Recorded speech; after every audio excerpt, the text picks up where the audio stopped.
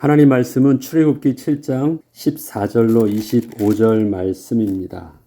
여호와께서 모세에게 이르시되 바로의 마음이 완강하여 백성 보내기를 거절하는도다. 아침에 너는 바로에게로 가라. 보라, 그가 물 있는 곳으로 나오리니 너는 나일강가에서 서서 그를 맞으며 그 뱀 되었던 지팡이를 손에 잡고 그에게 이르기를 히브리 사람의 하나님 여호와께서 나를 왕에게 보내어 이르시되 내 백성을 보내라. 그러면 그들이 광야에서 나를 섬길 것이니라 하였으나 이제까지 내가 듣지 아니하도다.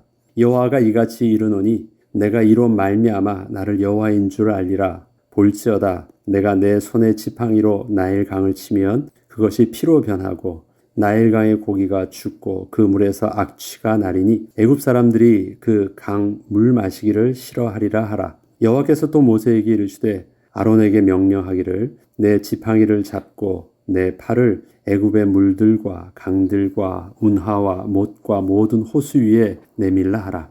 그것들이 피가 되리니 애굽 온 땅과 나무 그릇과 돌 그릇 안에 모두 피가 있으리라.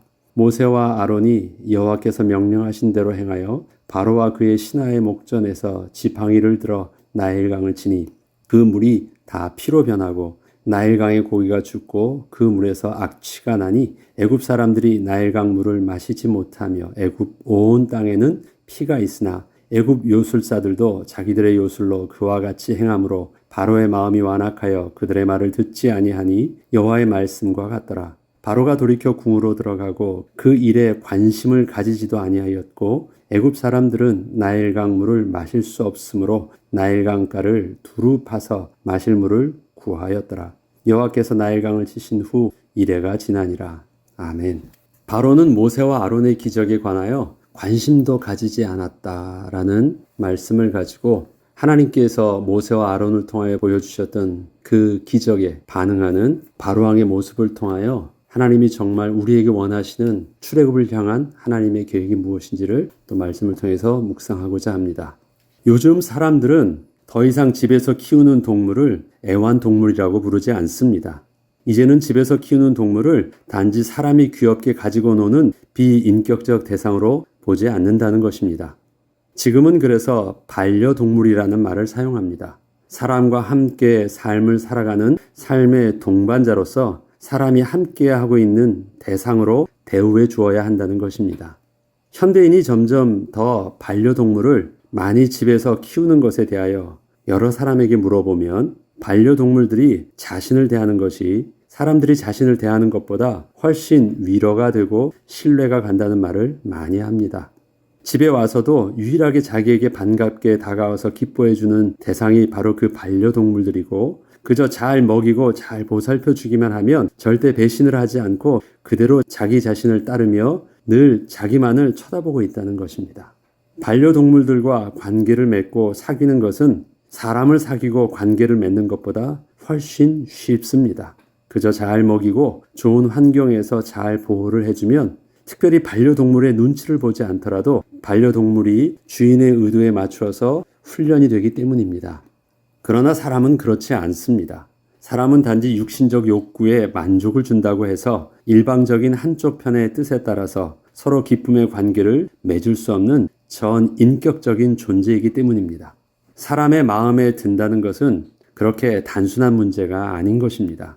서로가 마음이 합하여져서 함께 즐거워하며 기쁨의 관계를 지속하기 위해서는 서로가 많은 것을 함께 내려놓고 양보하며 함께 노력하지 않으면 절대 쉽지 않기 때문에 그렇습니다. 하나님께서 사람을 창조하실 때 모든 동물들과 다르게 사람에게는 하나님의 형상을 닮은 하나님의 성품을 담아주셨습니다. 하나님을 닮게 하신 그 하나님의 성품을 통하여 하나님과 전 인격적 관계를 맺게 하여 주셨고 그렇게 관계를 맺어진 사람을 통하여 하나님을 기뻐하고 하나님을 찬양하는 자가 되도록 창조하여 주신 것입니다. 사람이 하나님과 전 인격적 관계를 맺었다는 것은 사람 개개인이 독립적이고 자발적으로 하나님과 기쁨의 관계를 맺게 하셨다는 것입니다. 이렇게 사람이 자발적으로 하나님을 기뻐하는 관계를 맺기 위해서는 하나님께서도 사람을 마치 반려동물들을 키우듯 대하면 절대 안 되는 일이셨습니다. 사람은 단순히 잘 재우고 좋은 먹이를 주면서 훈련을 시키고 길들이면 되는 존재로 하나님이 창조하신 것이 아니셨기 때문입니다. 결국 인간은 스스로 하나님 말씀에 불순종함으로 범죄하여 하나님을 떠나 본질상 진노의 자녀가 되는 길을 선택하였습니다. 인간의 전 인격적인 선택이 하나님을 거부하는 것을 선택하는 죄를 범한 것입니다. 그렇지만 하나님께서는 다시 당신의 백성을 사랑하사 예수 그리스도를 통한 놀라운 하나님의 구원 계획을 약속하셨고 약속하신 대로 마침내 다 이루어 주셨습니다. 그리고 그렇게 신분이 회복된 하나님의 백성이 스스로 하나님의 사랑을 깨닫고 자신의 주권을 다시 하나님께 내려놓음으로 또다시 기쁨으로 하나님과 연합된 관계를 맺도록 은혜를 베풀어 주셨습니다. 이처럼 사람이 하나님과 자발적으로 기쁨의 관계를 맺기 위해서는 하나님께서 사람을 무섭게 위협해서는 절대 맺어질 수 없었습니다. 윽박지르고 위협한다고 해서 될 일들이 아닙니다. 또한 무조건 좋은 것을 원한 대로 다 제공해 준다고 해서 온전한 관계를 맺을 수 있는 것도 아니셨기에 하나님을 떠나 거짓의 아비인 사단의 자녀가 되므로 지난날 왜곡되었던 그 하나님에 대한 지식이 조금씩 하나님을 경험하고 알아가면서 그 하나님을 우리 스스로가 인정하고 고백하게 될 때 비로소 전 인격적으로 하나님과 연합된 축복을 누리게 되는 것입니다. 그리고 이것은 우리의 구원의 문제를 말하고 있는 것이 아닙니다. 구원은 이미 하나님의 은혜로 인한 믿음의 선물을 통하여 우리가 하나님이 나를 창조해 주신 창조주이심을 믿고 내가 하나님을 떠난 죄인임을 인정하며 예수 그리스도를 나의 구주로 영접할 그때 구원받은 하나님의 자녀로 신분이 이미 회복되었지만 그 하나님과 더불어 함께 기뻐하며 하나님을 찬양하는 진정한 하나님의 백성의 모습으로 성화되어져 가는 과정에는 분명 우리의 인격이 상하지 않고 자연스럽게 변화되도록 전 인격적으로 우리의 삶을 이끌어 가시는 하나님의 시간이 필요하다는 것입니다. 이것은 하나님이 우리와 동행하실 때 마치 이런 것입니다. 우리 어린아이가 이제 갓 걷게 된 아이가 너무 자기가 걷는 것이 기쁘고 신기해서 늘 아장아장 걸으려고 해요. 안고 가려고 해도 자기 걷고 싶대. 그러면 옆에 손을 잡고 아이를 걸을 것이에요. 그러면 어떨까요? 아이와 기쁨으로 동행하기 위해서 부모는 아이의 손을 잡고 어떻게 할까요? 부모가 걸을 수 있는 대로 성큼성큼 하면서 팔을 확 잡고 끌고 갈까요?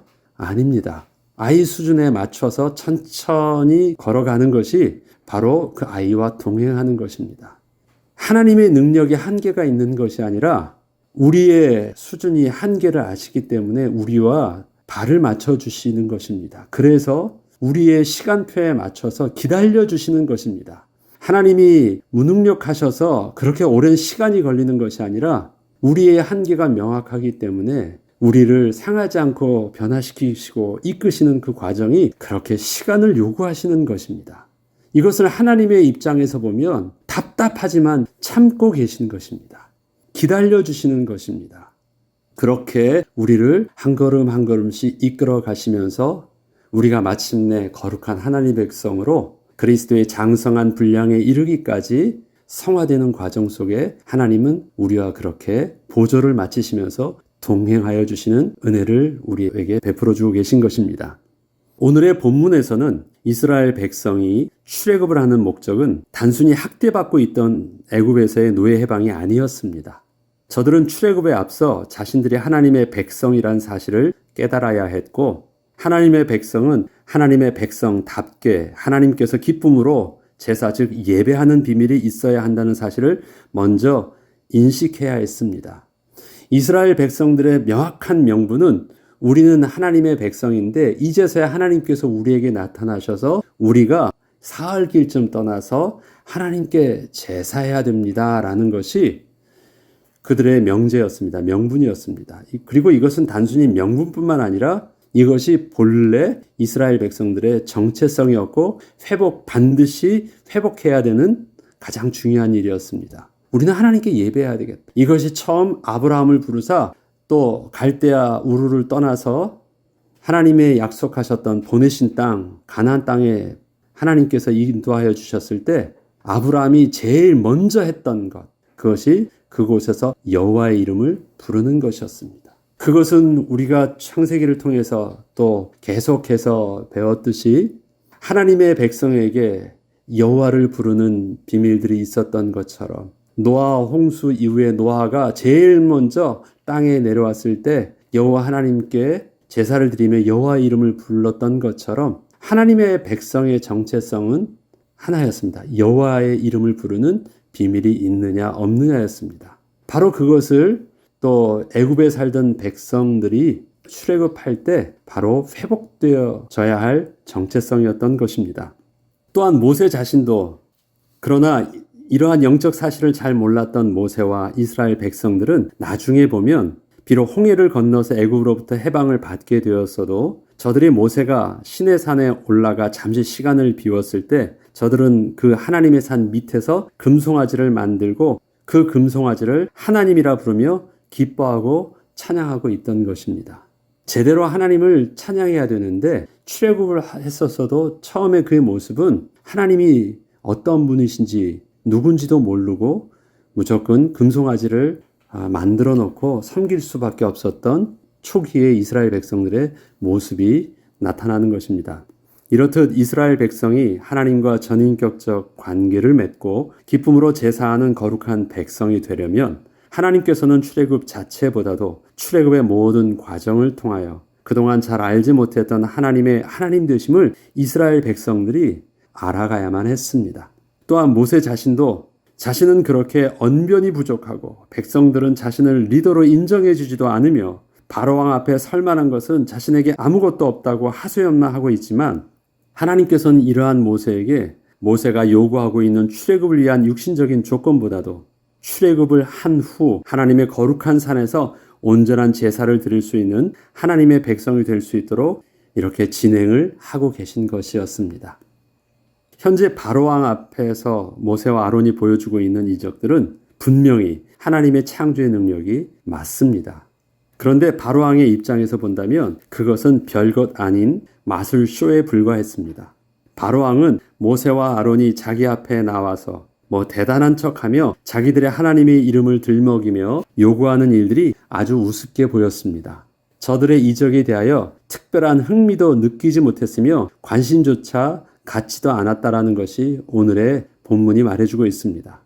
분명히 모세와 아론은 지금 자기들이 인생을 살면서 한 번도 경험해 보지도 못했던 하나님의 창조의 기적을 이렇게 바로왕 앞에서 보여주고 경험하고 있는 것인데 바로왕은 무엇 때문에 저들의 이적에 관하여 관심조차 가지지 않았던 것일까요? 성경은 단지 바로왕의 마음이 완악해져서 그렇다고 합니다. 그렇다면 바로왕의 완악함은 어떤 상태를 말하는 것일까요? 이것은 바로왕의 마음이 도덕적으로 선과 악의 기준에서 볼 때 하나님 앞에서 아주 못되고 악하였다는 것을 말하지 않습니다. 바로왕은 현재 모세와 아론이 보여주었던 이적에 대하여 상식적이고 과학적인 수준에서 그저 판단을 하고 있을 뿐입니다. 모세와 아론이 지금 하나님의 기적이라고 보여주고 있는 일들을 애굽의 박사와 마술사들도 그렇게 할 수 있었기 때문에 바로왕은 사람의 수준에서 그러한 기적을 보고 이해하고 있었을 뿐입니다. 바로왕이 볼 때 지금 저들이 보여주고 있는 방법은 그동안 자신이 백성들 앞에서 신의 아들이라는 이름으로 불려지기 위해서 써먹던 방법과 비슷했기에 남들은 잘 몰라도 자기 입장에서는 사실 별것 아닌 자신의 밑에 있는 박사와 술객들이 자기를 위해서 보여주었던 은밀한 술수에 지나지 않았던 것입니다.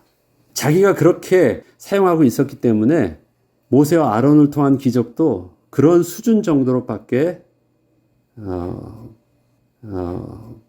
인정하고 있지 않았다는 것입니다. 실상은 달랐는데 그렇게 받아들였다는 것입니다. 안 믿었다라는 것입니다. 바로왕이 볼 때 지금 저들이 보여주고 있는 방법은 당시의 바로왕의 신하들 중에 박사와 술객들은 단지 왕에게 조언을 해주고 마술쇼를 보여주는 사람들이 아니었습니다. 저들은 당시에 무지했던 일반 백성들과는 달리 백성들은 알 수 없는 천문학적 지식과 과학적 방법들을 가지고 있었거나 때로는 초자연적 능력을 가지고 있는 자들이었습니다. 저들은 그러한 특별한 지식과 능력을 가지고 왕이 모든 백성들 앞에서 신의 아들로서 믿어지도록 그렇게 만들어주는 사람들이었습니다. 저들은 바로왕 밑에서 자신들이 가지고 있던 그러한 지식과 능력을 가지고 어떻게 해서든지 왕을 모든 백성들 앞에서 감히 그 누구도 근접할 수 없는 신의 아들이요 신의 대리자처럼 만들어주면 되는 것이었습니다. 이처럼 애굽의 왕들은 자신들이 태양의 아들이라 일컫는 바로의 모습으로 백성들 앞에 설 수 있기 위해서 언제나 주위에 수많은 박사들과 마술사들을 두었고 저들의 도움을 적절하게 받으면서 자신의 왕권에 신적 권위를 더하여 백성들 앞에 설 수 있었던 것입니다. 그러나 박사와 술객들의 그 위치는 그 나라에서는 참으로 특별한 지식과 능력을 소유한 자들이었지만 바로왕이 볼 때에는 그저 남들이 모르는 지식을 조금 더 알고 있는 박사들이었고 남들은 하지 못하는 신비한 능력을 소유한 마술사에 불과했습니다. 저들이 아무리 신의 대리자처럼 자처해도 결국 바로왕의 발 밑에서 바로왕의 말에 절대 복종하며 눈치를 보고 있는 그저 똑똑한 사람에 불과했고 남들과 다르게 재주를 부릴 줄 아는 그런 마술사에 불과했던 것입니다. 자기가 신이 아니라는 것을 자신이 알고 있었기 때문에 자신의 신처럼 백성들 앞에서는 행세를 하였어도 자기가 신이 아니었기 때문에 그 앞에서 신처럼 만들어주는 그 박사와 술객들도 아무것도 아닌 것이에요. 자신은 이미 알고 있어요. 그런데 그러한 비슷한 모습을 모세와 아론이 와서 흉내내고 있잖아요. 자기만의 전유물이었는데 감히 이것이 내 흉내를 내고 있는 것이에요. 지금 모세가 아론을 데리고 와서 아론과 아론의 지팡이를 가지고 바로왕 앞에서 이적을 베풀고 있는 모습을 바로왕이 볼 때는 모세가 마술사 하나를 데리고 와서 자기 앞에서 감히 자신의 흉내를 내고 있는 것에 불과했습니다. 모세와 아론이 아무리 진지하게 거룩하신 하나님의 이름을 가지고 와서 하나님의 말씀에 순종함으로 온전히 그 하나님이 보이시고자 하셨던 기적을 보여주고 있다고 해도 바로왕 입장에서는 그동안 자신이 신의 아들로 드러내기 위해서 사용했던 그런 방법들을 모세가 마술사 하나를 데리고 와서 자기 앞에서 그렇게 쓰고 있던 것이었기에 개인적으로 바로왕은 아주 불쾌하기도 하고 뻔히 알고 있는 장난을 치고 있으니 우습기도 하고 그런 것입니다. 모세가 아론에게 명령하고 아론은 그렇게 진행을 해서 이적을 보이거나 모세가 아론의 지팡이를 가져다가 바로왕 앞에서 그 지팡이로 기적을 보이는 일들은 바로왕이 볼 때는 모세가 아론이라는 마술사 하나를 등에 업고 장난을 치고 있는 것에 불과했던 것입니다. 지금 두 번째 재앙, 세 번째 재앙까지 보면요. 어제도 말씀드렸지만 모세가 지팡이를 들고 바로왕 앞에 가서 나일강을 칩니다. 그런데 그 지팡이가 아론의 지팡이에요. 그러면 바로왕의 눈에는요, 모세가 안 보입니다. 제가 마술사의 지팡이를 가지고 온 거예요. 또 그 지팡이를 가지고 또 장난을 치고 있네. 그리고 또 뒤에 보면 모세가 나일강을 쳐서 나일강물을 피로 변하게 하지만 하나님께서는 또 모세에게 아론에게 명하여져서 나일강물 말고 다른 모든 물들, 우물물이든 모든 다른 호숫물이든 연못 냇가의 물이든 다 쳐서 그 물도 이제는 아론이 직접 자기의 지팡이를 들고 그렇게 치라고 해요. 그런데 기적은 일어나고 있는데 결국은 바로왕의 눈에서는 무엇을 보입니까? 마술사 하나가 계속해서 그런 장난을 치고 있는 것. 모세가 그 마술사 하나를 등에 업고 계속해서 장난치고 있는 것만 보이고 있는 것이에요. 아무리 모세가 앞에 나와서 말을 하더라도 모세가 아무리 방망이를 가지고 어떤 일들을 하더라도 바로의 눈에 보일 때는 마술사 아론밖에 안 보이는 거예요. 그러니까 그 마술사 아론이라고 하면요. 그것은 자기 발 밑에 그런 마술사들이 하나둘이 아니거든요. 그냥 그들 수준으로밖에 보지 않기 때문에 그냥 관심조차 갖지 않는 것입니다. 흥미도 없어요. 그리고 그 일들을 또 마술사들을 통해서 보여주고 있기 때문에 웃긴 것입니다. 한 명 데리고 와서 수많은 마술사들을 거느리고 있는 자기를 상대해서 지금 속임수를 쓰고 있는 것처럼 밖에 바로의 눈에는 보이지 않는 것입니다. 모세가 아론에게 명령하고 아론은 그렇게 진행을 해서 이적을 보이거나 모세가 아론의 지팡이를 가져다가 바로왕 앞에서 그 지팡이로 기적을 보이는 일들은 바로왕이 볼 때는 모세가 아론이라는 마술사 하나를 등에 업고 장난을 치고 있는 것에 불과했던 것. 그러니 바로왕의 완악함은요, 도덕적으로 악하다가 아니라 유치해서 안 믿어지는 것입니다. 마치 이것은요, 지금 세상 사람들이 하나님을 믿지 않는 그 자기의 과학을 믿고 믿지 않는 부분과 별 다르지 않는 모습처럼 보이기도 해요. 하나님께서는 아론과 그 지팡이를 사용해서 보여주었던 기적은 분명 하나님의 창조의 기적이었고 실제적인 역사였기에 애굽의 술객들이 비슷하게 보여줄 수 있던 기적과는 근본적으로 달랐던 것이 맞습니다. 그러나 바로왕의 입장에서는 진짜냐 가짜냐가 중요한 것이 아니라 본래부터 자신은 가짜였기 때문에 자신은 백성들에게 그렇게 보여지도록 해서 믿어지게만 하면 되는 일이었지, 특별히 하나님이 아론을 통하여 보여준 창조의 능력처럼 사실적으로 보여줄 필요는 없었습니다. 믿게만 하면 되는 일이었지 자기 능력 자체를 그렇게 안 보여도 상관없어요. 이미 인간적인 권세는 바로왕이 다 가지고 있었기 때문입니다. 때문에 애굽의 박사들과 술객들은 모세와 아론의 기적을 흉내내서 비슷하게 자신들도 그러한 이적을 일으키는 것처럼 보여줄 수 있기만 하면 되는 것이었습니다. 자, 오늘의 기적을 보죠. 하나님께서는 모세와 아론을 통하여 보여주신 첫 번째 재앙은 나일강의 강물이 전체가 피가 되게 하는 것이었습니다. 이것은 모세가 아론의 지팡이를 가지고 나일강을 칠 때 강물 전체가 피로 변하게 되는 창조의 기적이었습니다. 그리고 이것으로 끝나지 않고 하나님께서는 또한 아론에게도 명하사 나일강 물줄기가 아닌 우물물이나 호수, 운하, 연못, 시냇물 등 모든 애굽의 물들을 전부 피가 되게 하셨습니다. 그래서 애굽 전역에 마실 수 있는 물이 하나도 없게 하셨고 나일강의 물고기도 전부 죽게 하셨습니다.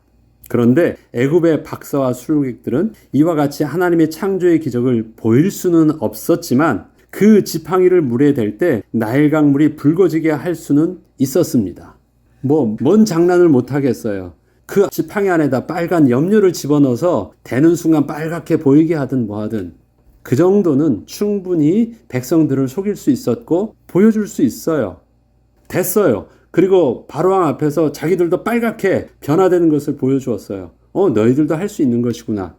지금 어떻게 설명을 못하지만 저들도 그렇게 속이고 있는 것이구나. 그 이상 생각하지 않아도 될 정도예요. 그렇게 보여준 것입니다. 똑같은 능력을 그렇게 실제적으로 보여주지 않아도 돼요. 흉내만 내면 되는 것이거든요. 그 정도면 백성들 앞에서 충분히 다르지 않은 것을 보여줄 수 있기 때문에. 그리고 처음부터 사람의 수준으로 보고 또 모세와 아론을 인정하고 있지 않기 때문에요. 안 믿어지면 그냥 안 믿어지는 것입니다. 인정하지 않는 것이에요. 이렇게 그 기적들을 애굽의 박사와 술객들도 보여준 것입니다. 그 다음에 나오는 개구리 재앙에서도 똑같은 일들을 해요. 하나님은 또 개구리 재앙을 8장에 보면 개구리 재앙을 그렇게 아론을 시켜서 아론의 지팡이를 통해서 하지만 또 술객들과 박사들도 그렇게 비슷하게 해서 개구리들도 자기네들이 조절할 수 있도록 해요. 할 수 있겠죠. 그 정도는. 좀 개구리들의 습성을 안다면 그 정도는 그렇게 유도할 수도 있겠죠. 보여줄 수 있어요. 속일 수도 있어요. 그러나 이것을 점차 가면서 세 번째 재앙을 지나가면서부터 이것은 사람이 그렇게 흉내내거나 속일 수 있는 일들이 아닌 것을 알고 슬슬 애굽의 술객들과 박사들이 이렇게 도망가게 됩니다. 그리고 빌게 되고 더 이상 나타나지 않게 되고 그때서야 하나님께서는 아론을 통해서 시켰던 일들도 하지 않고 하나님께서는 이제 모세 네가 직접 이제 하나님의 권위를 가지고 말을 하라고 합니다. 그때서부터 모세를 통해서 진행되어지는 일들을 또 흉내낼 수 없었기 때문에 바로왕은 이제 더 이상 모세를 우습게 보지 않는 일들이 나타나기 시작합니다. 그리고 바로왕은 계속해서 믿지 않게 되는데 이때 믿지 않았던 바로왕의 완악한 마음과 이젠 더 이상 설명할 수 없으면서도 불구하고 안 믿어지는 바로왕의 마음이 달라요. 그때는 진짜 완악한 거예요. 그때는 자기가 가지고 있는 상식적 수준에서 안 믿어지는 유치하다, 우습다라고 말하는 것이 아니라 그럼에도 불구하고 나는 안 믿겠다라는 말을 하는 것입니다. 그것이 뭐예요? 죄예요. 전인격적으로 하나님을 거부하는 죄가 바로 그것입니다. 지금 바로왕이 안 믿는 죄는 전인격적으로 하나님을 거부하는 것이 아니에요. 자기 수준으로 안 믿어져서 그냥 우습게 여기는 것이에요.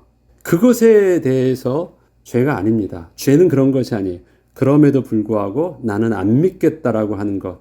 그래서 바로왕이 저주를 받고 하나님의 진노하에 그가 놓이게 되는 것은 첫 번째, 두 번째 재앙 때문이 아니라 그가 10번째 재앙까지 갈 때 그가 끝까지 하나님을 거부하는 전인격적인 그의 의지 때문에 진행되어지는 것이고, 그것이 우리에게 말하고 있는 하나님 앞에 범죄하는 죄의 모습이기 때문에 그런 것입니다. 애굽의 바로왕은 눈앞에 보여주는 기사와 이적 앞에서 변하지 않았습니다. 사람이 보여줄 수 있는 위대하고 뛰어난 일들은 모세와 아론보다 더 나은 사람을 바로왕은 애굽 전역에서 얼마든지 구할 수 있었기 때문에 별로 모세와 아론이 보여주는 능력에 대해서는 그렇게 관심 있게 반응하지 않았습니다. 사실 이것은 모세가 바로왕을 상대해서 뭔가 할 수 있는 능력이 없다고 하나님께 끊임없이 말했던 것에 대하여 하나님께서 모세에게 인간적으로 아무리 뛰어나다고 해도 그것 가지고는 이스라엘 백성을 구원할 수 없다는 것을 알려주시고 있는 것이기도 하였습니다. 모세가 계속 이것 때문에 하나님께 변명하고 있었잖아요. 나는 입이 둔합니다. 나는 능력이 없습니다. 나는 바로왕과 비교할 때 아무것도 아닙니다를 끊임없이 말했지만 사실 처음부터 그것은 아니었다는 것입니다. 바로왕은 말 잘하는 모세는 사실 처음부터 별 관심이 없었습니다. 그러나 자기의 신하들에게서 전혀 찾아볼 수 없는 특별한 뭔가를 볼 수 있다면 그는 그 태도가 분명 달라질 것입니다. 결국 말 잘하는 형 아론의 모습은 모세가 이스라엘을 애굽에서 이끌어내는데 본질적으로 필요한 것은 아니었습니다. 이것은 모세가 평생에 가지고 있던 상처와 열등의식이 하나님의 위대한 구원의 역사를 이루는 데는 처음부터 아무런 문제가 되지 않았다는 것을 말합니다. 하나님께서는 모세를 통해서 모세의 인간적인 한계와 상관없이 하나님의 하나님 되심과 그 거룩하심을 온전히 드러내 보이실 것입니다. 그리고 출애굽의 모든 과정을 통하여 하나님께 예배하는 거룩한 백성으로 온전히 변화시켜 주실 것입니다. 그리고 하나님께서 처음에 모세를 부르셨던 그 하나님의 산에 마침내 도착하게 되었을 때는 그때 말씀하셨듯이 내가 그 백성을 애굽에서 인도하여 낸 후에 너희가 이 산에서 하나님을 섬기리니 이것이 내가 너희를 보낸 증거니라. 그때 하나님을 비로소 진정으로 예배하고 찬양하게 될 때 하나님이 그때 그렇게 말씀하셨던 것이 이것 때문이었군요 라는 것을 알게 될 거예요. 모세가 출애굽을 한 후에 출애굽을 할 때 이제 홍해를 건너죠. 홍해를 건넌 후에 그 다음에 바로 광야에서 생활이 나타나지 않습니다. 그 다음에 뭐가 나오냐면 모세의 찬양이 나옵니다. 홍해를 건넜었던 이래에 대해서 찬양이 한 장 전체에 나옵니다. 그 찬양이 왜 나올까요? 하나님이 어떤 분인지 알게 됐기 때문에 드디어 찬양을 할 수 있었던 것입니다. 그래서 이야기하다가 갑자기 한 장 전체가 하나님이 행하셨던 일들을 찬양해요. 찬양의 이야기가 쭉 나옵니다. 오늘 여러분들이 예배를 끝나고 한번 홍해의 기적 이후에 하나님의 찬양을 보세요. 이들이 이렇게 찬양할 수 있도록 그래서 진정으로 그들의 누구인지 하나님의 백성이 하나님께 찬양하는 백성이라는 것이 어떠한 의미인지를 하나님이 그동안 애굽의 10가지 재앙과 홍해의 기적을 통해서 이렇게 만드신 것이었구나. 그래서 실질적으로 그들이 광야 생활을 출발할 때는 아직은 희미했지만 그 백성의 비밀을 가지고 정체성을 가지고 하나님과 동행할 수 있는 은혜를 누리게 하신 것입니다. 그리고 애굽에서의 10가지 재앙을 통해서 하나님이 의도하셨던 것이 무엇이냐? 출애굽 자체보다도 저들은 이전에는 할 수 없었던 하나님을 찬양하는 비밀들을 그들이 가지게 되었다라는 것, 그것을 보게 되는 것입니다. 진정으로 여호와 하나님의 이름을 부르며 예배하게 될 때 하나님께서는 왜 그렇게 말씀하셨는지 출애굽의 과정을 통해서 깨닫게 하게 하실 것이고, 이것은 이스라엘 백성들의 출애굽 과정과 광야의 생활이 오늘 사는 우리에게 왜 중요한 것인지는 우리가 잘 알 것입니다. 우리의 삶을 늘 구원받은 하나님의 백성이 광야를 걷는 것과 같은 삶을 산다고들 말을 합니다. 그러나 광야와 같은 이 삶 속에서 하나님이 원하시는 것은 광야의 삶 속에서 벗어나게 하시는 것이 아니고 애굽의 문제에서 해방되게 하시는 것이 아니라 과정 자체가 하나님 앞에선 중요한 것입니다. 왜? 우리를 하나님과 전인격적인 관계를 맺게 하시기 위해서 하나님을 기뻐하고 하나님 한 분만으로 즐거워하며 하나님을 찬양할 수 있는 백성이 되게 하기 위해서는 우리가 변해야 되기 때문에 우리가 잊었던 그 하나님을 이제 온전히 깨닫고 알 때 전인격적인 관계를 맺을 수 있는 것이기 때문에 우리는 애완동물이 아니잖아요. 우리는 반려동물도 아닙니다. 하나님이 우리를 존중해 주신다고 해도 애완동물처럼 우리를 다루지 않는다고 해도 그렇다고 해서 사람이 동물을 반려동물처럼 키우는 것처럼 그렇게 우리를 또 인정해 주고 있는 것도 아닙니다. 하나님은 당신의 성품으로 함께 하셔서 전인격적으로 당신의 성품의 수준 속에서 우리와 관계를 맺기를 원하시는 것입니다. 그러기 위해서 하나님은 우리의 수준에 맞춰서 기다려 주시고 우리의 수준에 맞춰서 동행하여 주시고 또 참아 주시고 그 다음에 또 용서해 주시고 또 은혜를 베풀어 주시기를 반복하시면서 마침내 하나님 나라의 거룩한 백성이 되기까지 이끌어 가고 계신 것입니다. 기도하겠습니다.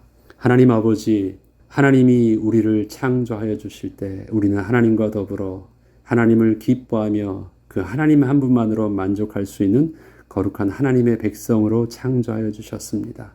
비록 우리는 하나님의 기대하심과 하나님의 소원과 달리 하나님을 거부하며 범죄함으로 죄인이 되었지만 하나님은 그러한 우리에게 신실하신 약속하신 대로 다시 예수 그리스도를 통해서 구원 얻은 하나님의 백성이 되게 하여 주셨습니다.